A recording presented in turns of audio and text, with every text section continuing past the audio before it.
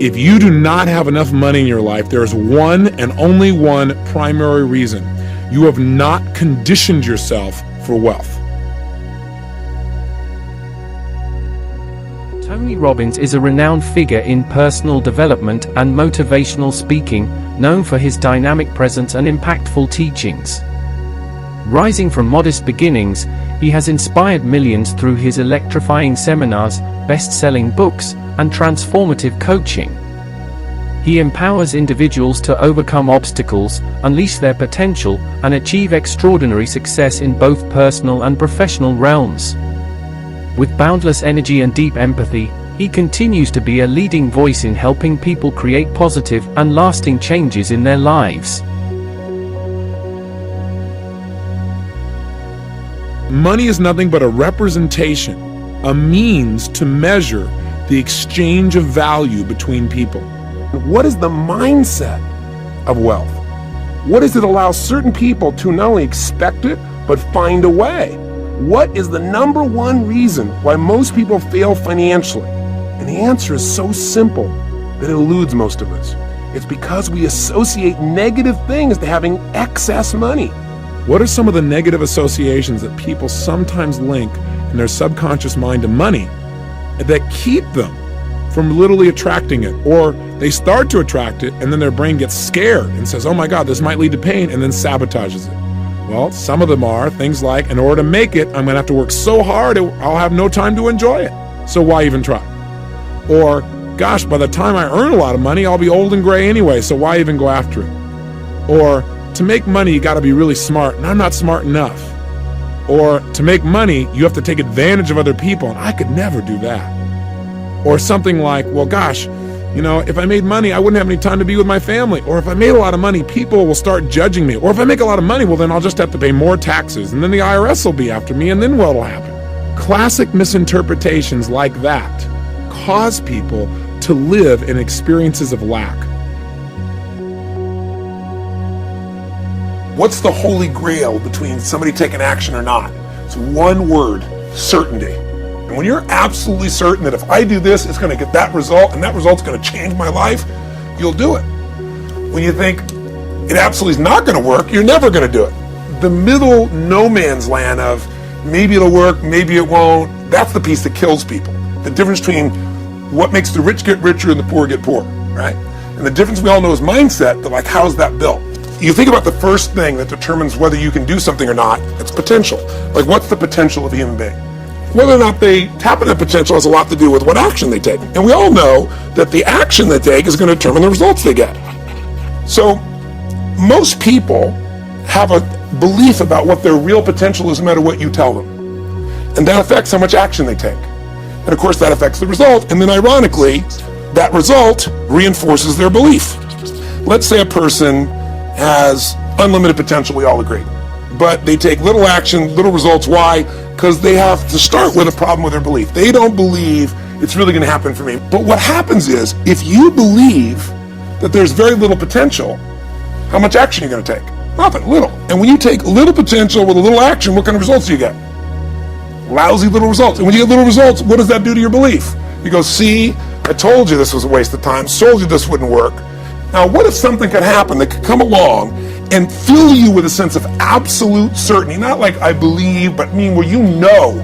If you get yourself in a state of certainty that this is going to work, I'm going to find the way, and if this doesn't work, I will make the way, then you tap a lot more potential. And when you're certain in your potential, you take massive action. When you take massive action, you really believe in something, you get great results. When you get great results, your brain goes, see, I told you I was a stud.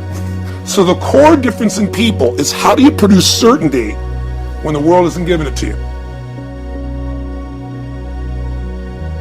There are literally millions of people around the world that have become millionaires, and they've done it really slowly and easily because they've just tapped into a very simple power. And that power I know you've heard of, called compound interest or compounded growth. The idea of growth upon growth, multiplying itself. And the way you're going to tap this power is give up the illusion that you're going to get this home run. And I'll help you with a home run. We'll use a metaphor. How about Curt Schilling, Boston Red Sox? If you're a sports fan, you know about this man because he went to 2 World Series. Brilliant man. He made $100 million in income. $100 million. Now check this out. How much does he have today? He's bankrupt. In fact, he's not only bankrupt, he's upside down $50 million. How's that possible? Because when people make huge sums of money, no matter how much money we make, have you ever noticed that we seem to find a way to spend it? Your goal is to make money your slave. You want money to work for you so you don't have to. Until that happens, you'll always have some level of uncertainty or fear or stress or insecurity, because there's only so many things that can happen that mess up your income flow and you're in trouble. There's no excuse. When you understand the power of compounding, it's game over. But you gotta get beyond your knowing what it is to acting. Compounding is the ultimate power. Tap that power right now by making your decision. Everybody wants life to change, but for your life to change, you have to change. For things to get better for you, you've got to get better. Instead of complaining about how you don't have the money and how things aren't fair, the most powerful thing you can do in the marketplace is to understand how the marketplace works. And here's how it works. If you can find a way to do more for others, if you can find a way to add more value and become more valuable, you will become worth more. The minute you appreciate something, your suffering is gone. It's just your expectations that are stressing you out. Sometimes not meeting your expectations will cause you to come up with a new way to grow, or a new way to do something that's better than what you did before. What if you really made a real decision? I am not suffering anymore. Life is too short to suffer. I'm going to live in a beautiful state. I'm going to have a good time every day, no matter what. The minute you stop complaining about your kids, but you look at the things you love in them. The minute you stop complaining about your partners and you think about what's a better way to get through them, it's just a chance for me to grow and expand. The minute you appreciate anything, your suffering is over. Because loss, less, and never is always a lie. You don't lose something, you gain a new option. Every problem is temporary. Only your soul is permanent. What is an extraordinary quality of life? It's different for everybody, right? If you're going to have an extraordinary life, one of the master skills for actually creating that life is mastering the ability to take what you envision and make it real. If you understand the science of building wealth, you can have abundance financially. There's a second master skill to have an extraordinary life, and that second skill is the art of fulfillment. Success without fulfillment is the ultimate failure. Create a 90-second rule for myself where I would end suffering as it arises. Because anybody tells you you're going to end suffering is full of crap. The reason is your brain is a 2 million-year-old brain, and it's not designed to make you happy. It's designed to make you survive. What I really do now is I dig in and I notice that the only time you have stress or suffer is when you believe a stressful thought.